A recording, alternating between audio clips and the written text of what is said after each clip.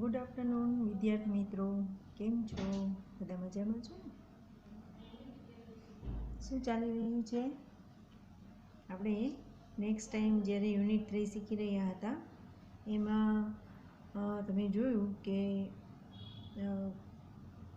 જે જેઠાલાલ છે, પેથાલાલ છે અને એના બે મિત્રો ચીમનલાલ છે અને ચૌધરી, એ ચારેય મિત્રો જે વાત કરી રહ્યા હતા કે ભાઈ ડેઈલી આપણે આપણા હેલ્થ માટે થઈ અને એક્સરસાઇઝ કરવી જરૂરી છે.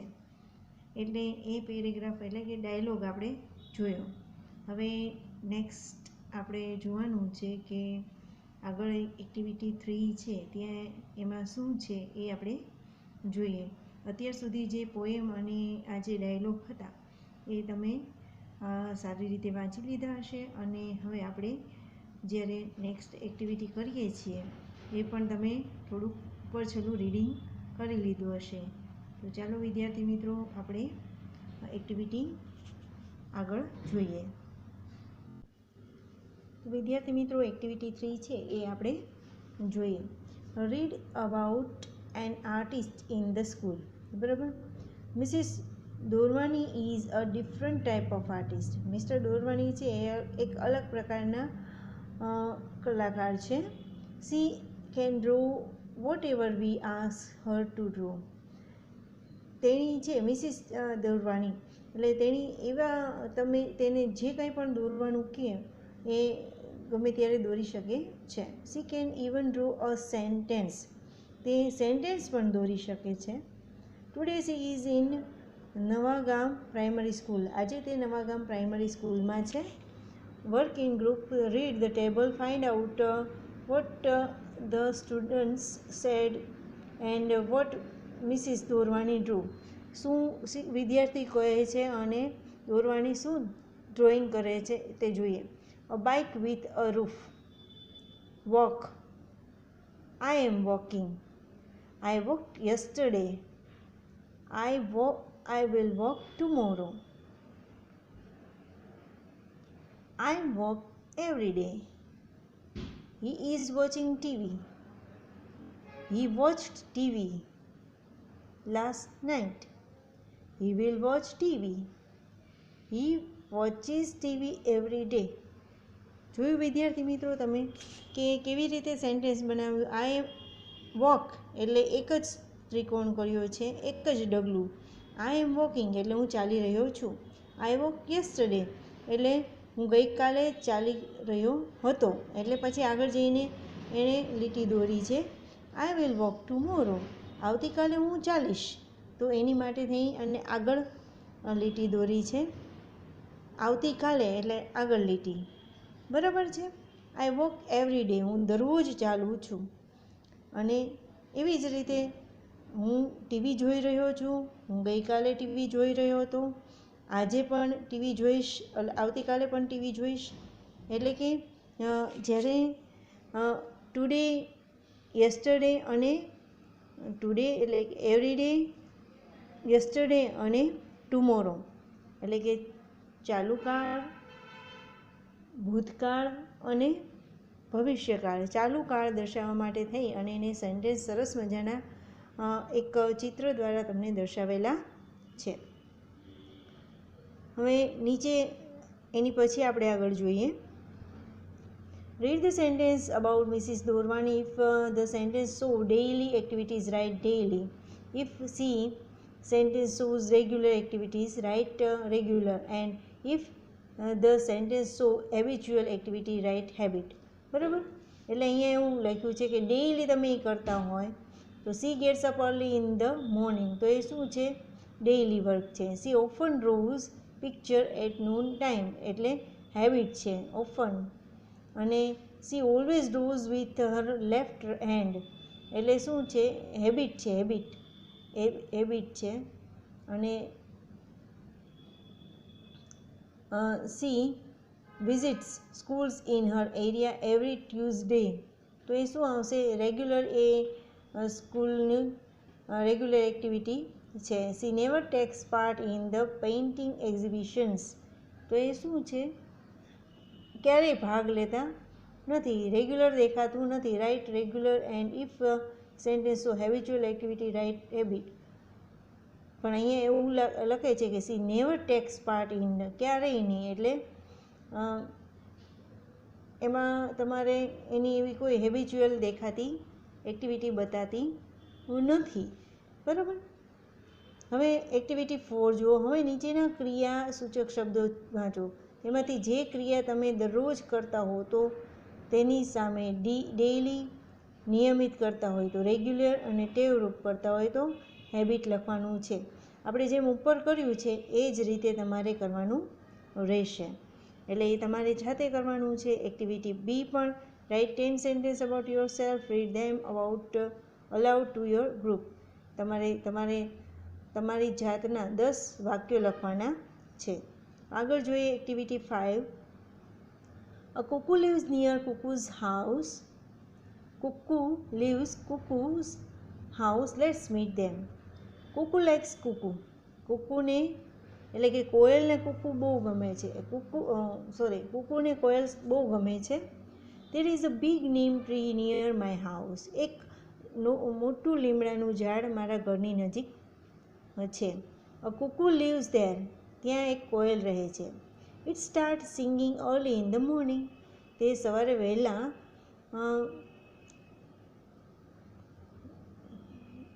ગાવાનું શરૂ કરે છે. I hear it around 5 AM. હું એને 5 વાગ્યાની આજુબાજુ સાંભળું છું. It is our alarm clock. એ અમારી એક અલાર્મની ઘડિયાળ જ કહી લો. All my family members like to wake up with its voice. અમારા ઘરના બધા જ સભ્યો છે એના અવાજ સાથે ઉઠે છે. I tried to take some photographs of it. મેં ઘણીવાર તેનો ફોટોગ્રાફ એટલે કે ફોટો લેવાનો પ્રયત્ન કર્યો છે. But it hides itself behind the leaves. પણ તે પોતાની જાતને પાંદડાની વચ્ચે સંતાડી દે છે. લીવ્સ એટલે પાન. I like to read on the terrace. મને ટેરેસ એટલે અગાસીમાં વાંચવું ખૂબ જ ગમે છે. સમટાઈમ્સ ક્યારેક I tease it. ક્યારેક હું એને ટીઝ એટલે ચીડવું. હું તેને ચીડવું છું. I copy its song. હું તેનો ગીત છે એટલે કે અવાજ છે એ કોપી કરું છું, નકલ કરું છું.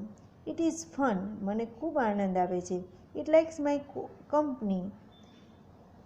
મને તેની કંપની ગમે છે અને તેને મારી કંપની ગમે છે. Cuckoo likes cuckoo.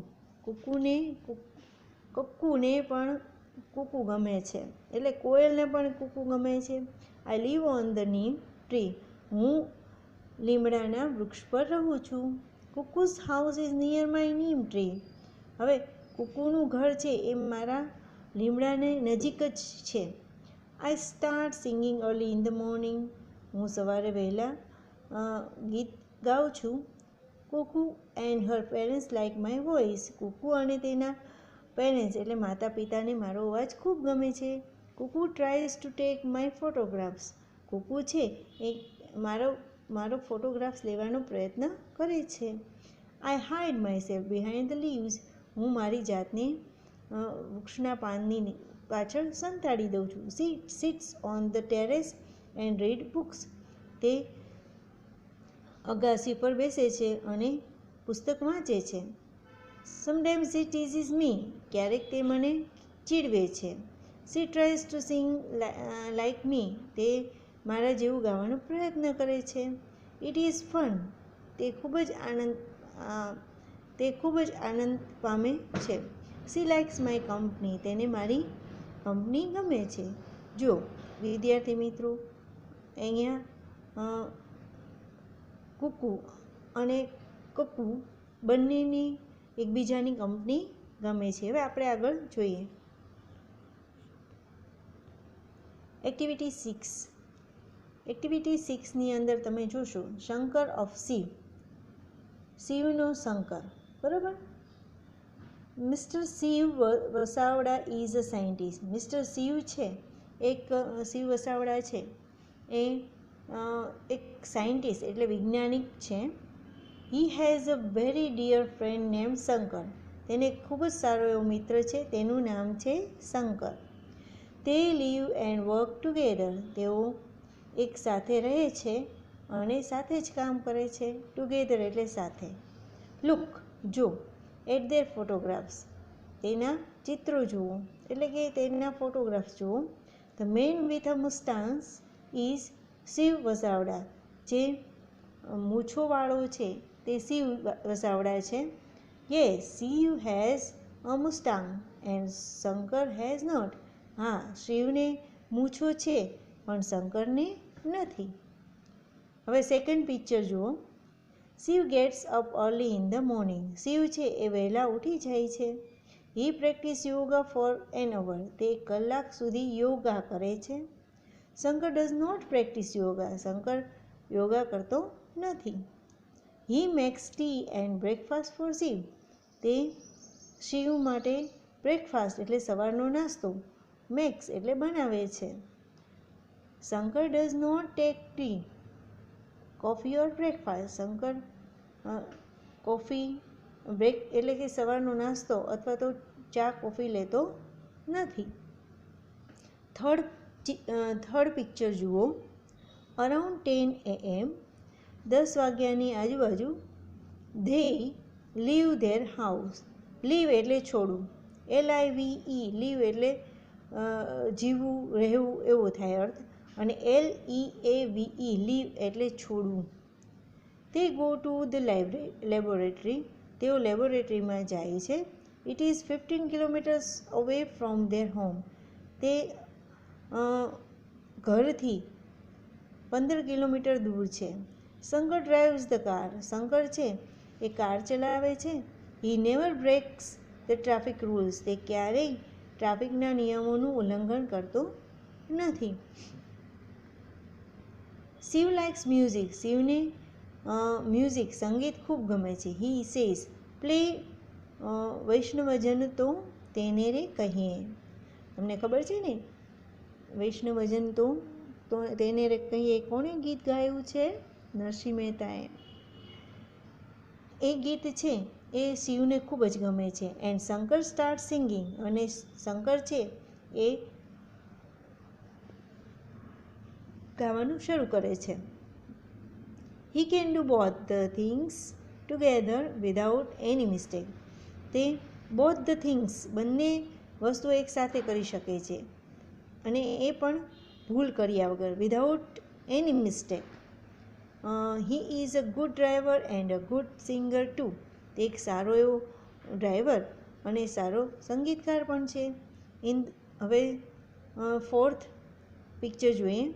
In the laboratory. લેબોરેટરીમાં Shiv prepares a new type of robot. હવે શિવ છે એક નવા જ પ્રકારનો રોબોટ બનાવે છે. That robot will help the children with their study and play. હવે આ રોબોટ છે એ બાળકોને તેના ભણવામાં એટલે સ્ટડીમાં અને રમવામાં મદદરૂપ થશે. It will never be angry with them. તે ક્યારેય તેઓની ઉપર ગુસ્સે થશે નહીં. એંગ્રી એટલે ગુસ્સે થવું. Shankar help Shiv in this experiment.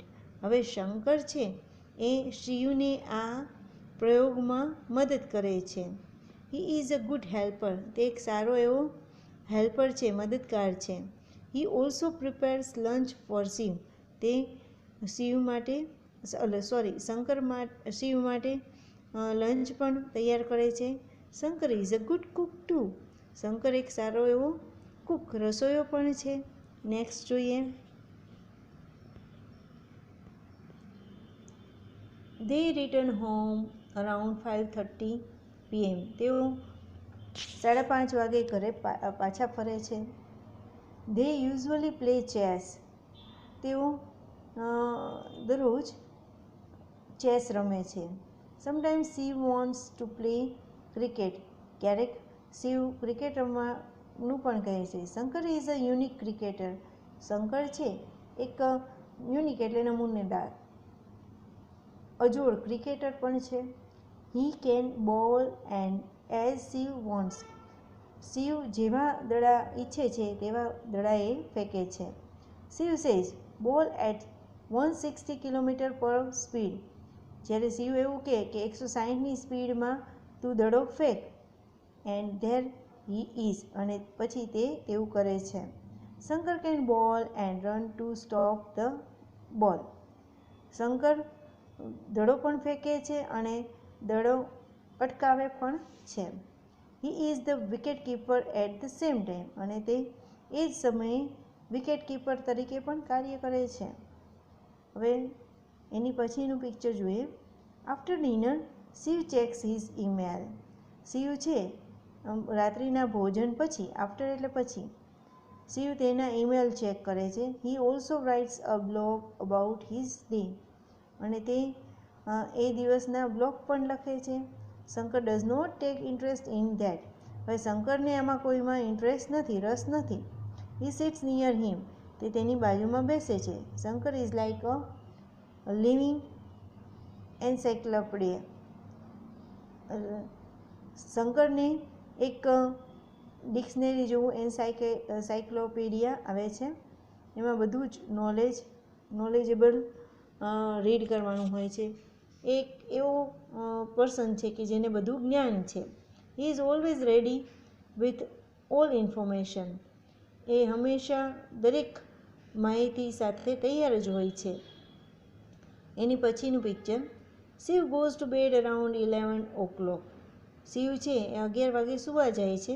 He says two Shankar, તે શંકરને કહે છે, set the temperature of the room 24 Celsius. તે તેને 24 સેલ્સિયસ જેટલું ટેમ્પરેચર સેટ કરવાનું કહે છે.